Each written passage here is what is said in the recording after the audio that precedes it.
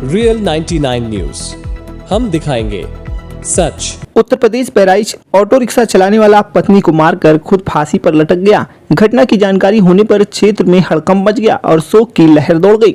मामला कोतवाली नानपारा के नई बस्ती मोहल्ला हसनगंज का है।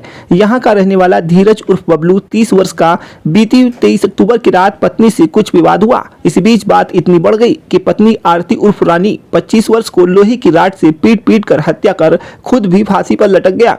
बच्चों की नींद खुली तो घटना देखी। दरवाजा खोलकर पड़ोस में रह रही अपनी मौसी को बताया। मौसी घर में जाकर देखा, दोनों की मौत हो चुकी थी। घटना की सूचना पुलिस को दी गई। इस संबंध में अपर पुलिस अधीक्षक पवित्र मोहन त्रिपाठी ने बताया कि धीरज नाम का व्यक्ति जो रिक्शा चलाने का काम करता है, उसने बीती रात अपनी पत्नी को मारकर स्वयं फांसी पर चढ़ गया। बच्चों ने बताया कि झगड़ा हुआ था। दोनों शवों को पीएम के लिए भेजा गया है। आगे की कार्रवाई की जा रही है। मृतका की बहन अर्चना और पूजा ने बताया कि 1-1.5 महीने पहले दोनों में झगड़ा हुआ था। पति ने पत्नी को बहुत मारा था, आंख पर चोट लग गई थी। मामला कोतवाली गया था। वहां पर दीदी ने पुलिस को बताया था कि वो मुझे टॉर्चर करता है, किसी दिन मार देगा। पुलिस ने दोनों लोगों को समझाया और घर भेज दिया। कल दीदी से बात हुई थी। मैंने उनसे पूछा कि 9 दिन व्रत रहकर व्रत खोला कि नहीं। उन्होंने कहा कि घर में खाना नहीं बना है, मंदिर में भंडारा है, वहीं से टिक्की लाकर खा लिया। दीदी ने जीजा से कहा था कि वो मुझे छोड़कर चले जाओ, तो उसने कहा तुम्हें छोड़कर नहीं जाएंगे, मार कर जाएंगे। मृतक परिवार के 2 बच्चे हैं, प्रभात 7 वर्ष, नैना 4 वर्ष। मृतक परिवार के 2 बच्चे हैं, प्रभात 7 वर्ष, नैना 4 वर्ष। बच्चों ने बताया पापा मम्मा को मार रहे थे, हम लोग सो रहे थे, उठे तो पापा रस्सी से बांधकर फांसी पर लटक गए। इसके बाद हम लोगों ने मौसी को बताया।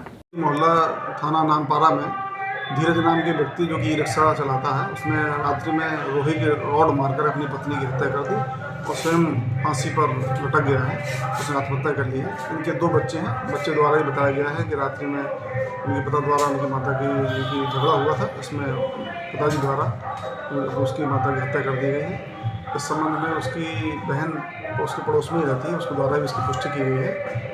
दोनों शवों को पोस्टमार्टम के लिए भेजा गया और विधिक कार्रवाई की जा रही है। क्या नाम है आपका? पूजा। कल रात में एक घटना घटी है, कौन है वो आपके? वो मेरी दीदी हैं, जीजा हैं। अच्छा, किस बात को लेकर घटना हुई?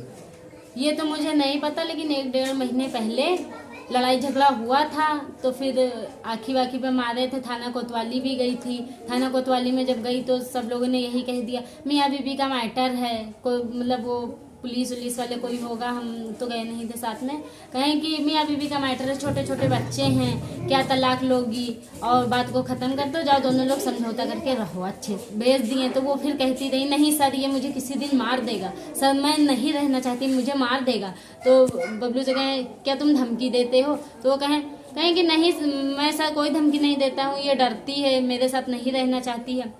तो दीदी के हम नहीं रहना चाहते, ये मारते हैं, पीटते हैं, हमको बहुत टॉर्चर करते हैं। फिर उसके बाद में फिर कल रात में ये हुआ। सब कुछ सही था, हम 8:30 बजे मंदिर से आए। उसके बाद में ये गेट भी खोले, मेरे जीजा ने गेट भी खोला, सब कुछ सही था, बिल्कुल सही थे। उसके बाद में मेरी दीदी मेरे पास में आई तो हम कहें कि 9 दिन बरते थी, तो हवन करवाई, सब कुछ करवाई, बरते। तो हम पूछे बरते खोली तो कही कि खाना नहीं बनवाए हैं और बरते नहीं खाए हैं खाना। तो हम कहें खाना नहीं खाई हो, 9 दिन बरते थी, काहे नहीं बनाई हो?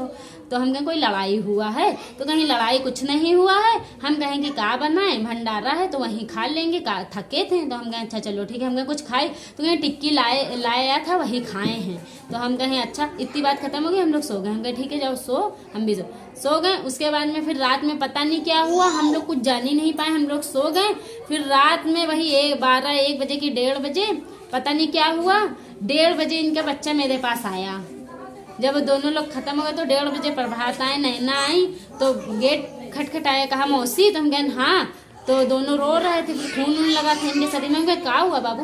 कहें कि मौसी पापा इतना मारे हैं, मम्मी कितना मारे हैं, मम्मी बहुत ज़्यादा खून निकल रहा है और चलो मौसी। तो हम दौड़ के गए। ऐसे हम जब वहाँ हम सोचे कि शायद हमेशा होता रहता था तो शायद हो सकता है कि थोड़ा बहुत मारा खोपड़ी उपड़ी फूट गई हो किसी चीज़ से।